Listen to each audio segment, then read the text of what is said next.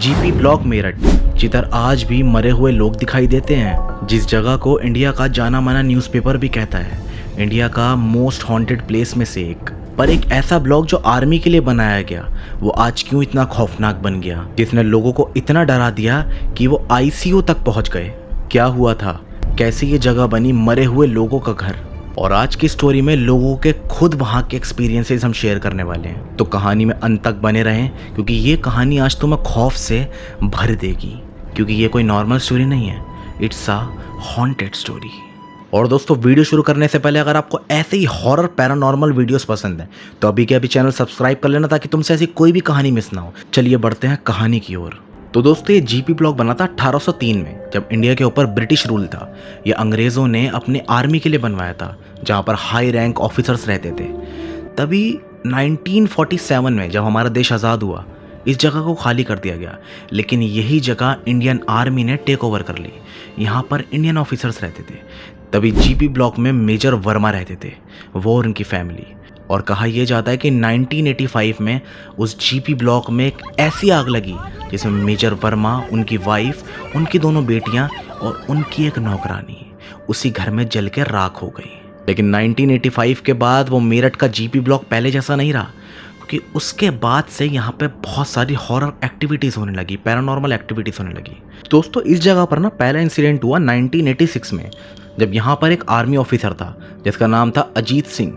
अब अजीत सिंह की वहाँ पर ड्यूटी लगी हुई थी, और अजीत सिंह का ये कहना था कि रात के समय ना ऊपर वाले कमरे में लाइट जलती है, रात के समय। और वो उसी कमरे की बात कर रहा था जिस घर में मेजर वर्मा रहा करता था। वो देखता है कि लाइट जल रही है, फिर बंद हो रही है, और रोज रात को उसके साथ ऐसा हो रहा था। कई बार अजीत सिंह ने जाकर चेक भी करा, लेकिन वो कमरा हमेशा से बंद था। उनकी मौत के बाद जब वहाँ पे आग लगी थी, वो हमेशा के लिए बंद कर दिया गया था। वो देखता था अंदर से लॉक होता था, वहाँ पे कोई इलेक्ट्रिसिटी भी नहीं थी। लेकिन उसने कई बार नोटिस किया कि वहाँ पर ना लाइट जल रही है। एंड सडनली एक दिन वो नोटिस करता है कि उसी कमरे में से एक विंडो खुलती है, और तभी वो नोटिस करता है कि उसी फ्लोर पे, उसी कमरे की खिड़की पर एक लेडी खड़ी है। अजीत सिंह एकदम से उसकी तरफ देखता है। अजीत सिंह के मन में सिर्फ एक ही ख्याल होता है कि यार यहाँ कोई रहता नहीं है कौन। अजीत सिंह जीपी ब्लॉक के थोड़ा पास जाता है, और जब ध्यान से देखता है ना, तो अजीत सिंह बोलता है कि मैंने ये देखा कि वहाँ पर लाल साड़ी में एक औरत खड़ी थी, एक लेडी खड़ी थी, जबकि उस जीपी ब्लॉक में कोई रहता नहीं था। और लोगों का ये भी कहना था कि मेजर वर्मा, जो अपनी फैमिली के साथ वहाँ पर जल के मरा था, वो लाल साड़ी वाली उसकी वाइफ है। वो वहाँ पे मर चुकी है, इसलिए उसकी आत्मा वहाँ पर भटकती है। इवन ये बात सिर्फ अजीत सिंह तक नहीं रुकी, वहाँ के लोकल्स जो भी बाइक पे निकलते थे, स्कूटर्स पे निकलते थे, इवन रिक्शा वालों ने रात के समय लाल साड़ी में एक औरत को वहाँ पर देखा। लेकिन लोग अब तक भी यहाँ पर ना चीज़ों को रूमर्स ही मानते थे। कोई भी ठोस सबूत नहीं था जिससे ये साबित किया जा सके कि ये जगह हॉन्टेड है। लेकिन कहते हैं ना कि कुछ चीज़ें सिर्फ इतने में ही थमती नहीं है, वो आगे और भी चीज़ों का रूप लेती है। तभी कुछ टाइम बाद रात के समय पेट्रोलिंग करते हुए ना, वहाँ पे ना एक आर्मी ऑफिसर था, जो रात के टाइम उसने क्या देखा कि उसी घर में से लाइट जल रही है। वही सेम इंसिडेंट जो अजीत सिंह ने बताया था। उसने देखा कि कमरे में से लाइट जल रही है। अब उसने पूरा ठान लिया कि मैं जाऊँगा और चेक करूँगा। इस बार चाहे मुझे गेट तोड़ना ही क्यों ना पड़े, लेकिन मैं अंदर देखूँगा कि अंदर है कौन। कहीं ऐसा तो नहीं कि कोई अंदर रह रहा हो और वो सबको डराता हो। वो रात के समय वहाँ पे पेट्रोलिंग कर रहा था। तभी उसने भी क्या देखा कि एकदम से लाइट जलती है, और लाइट जलती है और विंडो के पास एक लेडी लाल साड़ी में उसको दिखाई देती है। अब वो क्या करता है, वहाँ पे जाता है, और जब उस रूम का गेट तोड़ता है ना और अंदर देखता है, तो अंदर उसको मेजर वर्मा, उसकी वाइफ, उसकी दो बेटियां और नौकरानियां अंदर दिखती हैं। लेकिन उनका चेहरा एकदम सफ़ेद पड़ा होता है, जैसे उस घर में वो जिंदा नहीं बल्कि मरे हुए रह रहे हों। ये चीज़ देखकर वो ऑफिसर उसी टाइम बेहोश हो जाता है, और 3 दिन तक आईसीयू में बेहोश पड़ा रहता है। और जब उसकी आँख खुलती है ना, तो वो ये सब बताता है। इन्हीं सब के चलते 1990 में वो जीपी ब्लॉक बिल्कुल बंद कर दिया गया। लोगों से कह दिया गया कि रात के समय यहाँ पे पेट्रोलिंग नहीं होगी, यहाँ पे जो भी आएगा सिर्फ दिन के समय आएगा, रात के समय नहीं। इवन ये आर्टिकल टाइम्स ऑफ इंडिया ने भी छापा कि जीपी ब्लॉक बंद कर दिया गया है। लेकिन कहते हैं ना कि अनहोनी को कोई टाल नहीं सकता।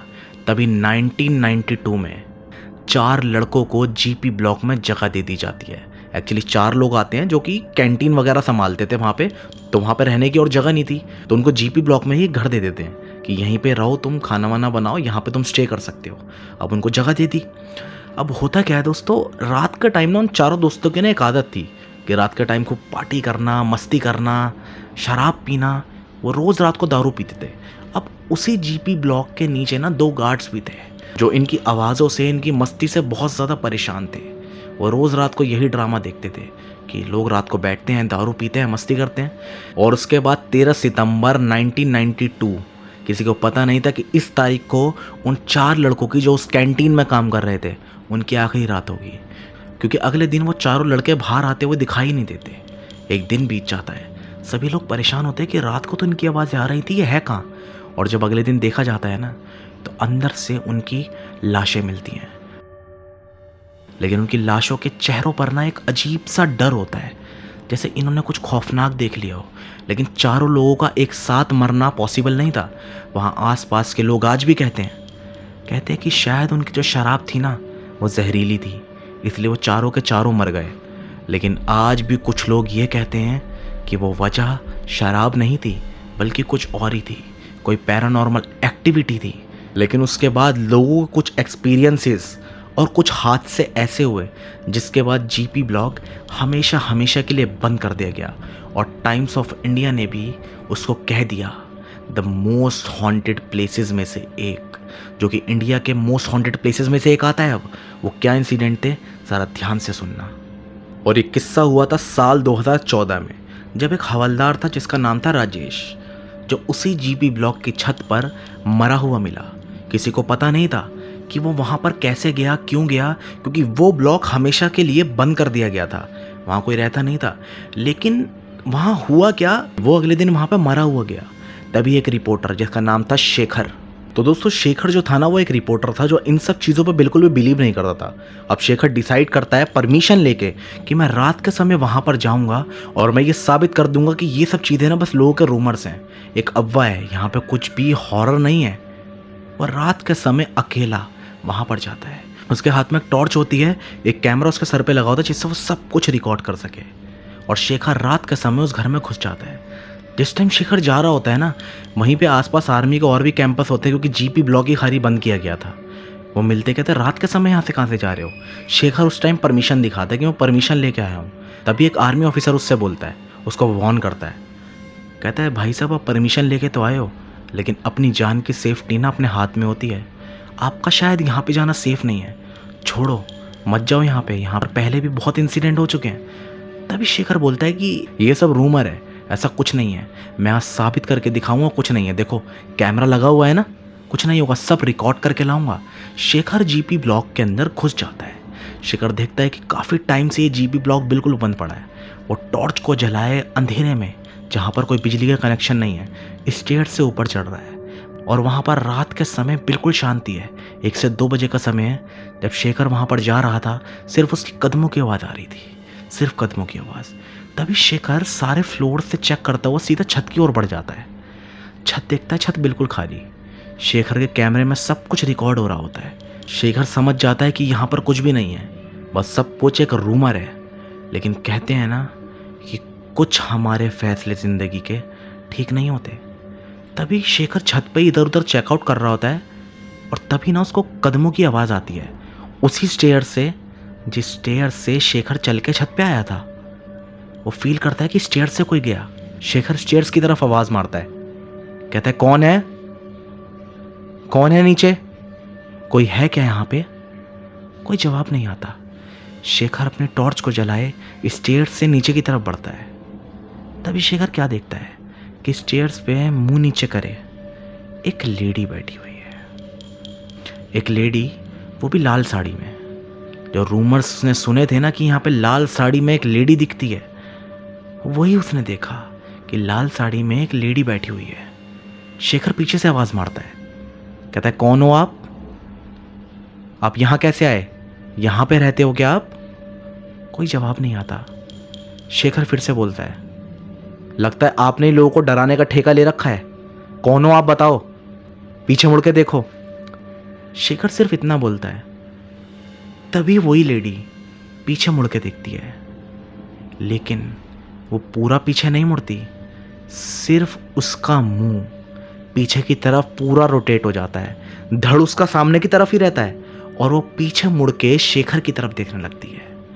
ये चीज देख के शेखर के चेहरे का रंग सफेद पड़ जाता है, उसके होठ सूखने लगते हैं, वो भागता हुआ छत पे आता है, क्योंकि शेखर को समझ नहीं आ रहा होता, क्योंकि शेखर इन सब चीज़ों पे बिलीव भी नहीं करता था। शेखर को लगता है कि सच में यहाँ तो कुछ पैरानॉर्मल है, यहाँ कुछ ठीक नहीं है। शेखर घबराता हुआ छत पे आता है। छत पे आता है ना, तभी वो देखता है कि छत पे कोने में ना 4 लड़के बैठे हुए हैं जो शराब पी रहे हैं। शेखर सोचता है कि अभी तो ये यहाँ पे नहीं थे ना, ये यहाँ पे कैसे आए। शेखर सोचता है कि शायद मैंने इनको देखा नहीं होगा। शेखर उनकी तरफ भागता हुआ जाता है। वो 4 लड़के पता है कौन होते हैं? वो 4 लड़के वही होते हैं जो रातों रात कैंटीन में मर चुके थे। शेखर जब उनके पास जाकर उनका चेहरा देखता है ना, तो उनका चेहरा एकदम सफ़ेद, जैसे उनके शरीर में खून ही ना हो, और बहुत ही अजीब से क्रीपी से लग रहे होते हैं। शेखर इतनी ज़ोर से चीख मारता है और मदद के लिए आसपास पुकार रहा होता है। आसपास आर्मी के कैंपस होते हैं, वो फटाफट उसकी आवाज़ सुन के भागते हुए आते हैं। लेकिन जब वो छत पे पहुंचते हैं ना, तो शेखर वहाँ पर बेहोश मिलता है, बिल्कुल बेहोश। शेखर को हॉस्पिटल में एडमिट करवाया जाता है। शेखर की हालत इतनी ख़राब होती है कि 3-4 दिन तक शेखर को होश ही नहीं आता। और जब शेखर की आंख खुलती है तो वो पूरा इंसिडेंट बताता है। और इसी इंसिडेंट के बाद से टाइम्स ऑफ इंडिया ने इस जगह को द मोस्ट हॉन्टेड प्लेसेस में से एक घोषित कर दिया था। और दोस्तों, यही था जीपी ब्लॉग मेरठ का असली सच। अगर आपको ऐसी हॉरर स्टोरीज पसंद है तो अभी के अभी चैनल को सब्सक्राइब कर लो और वीडियो को लाइक करो और कमेंट में बताओ वीडियो कैसी लगी। मिलते हैं नेक्स्ट वीडियो में। Thank you.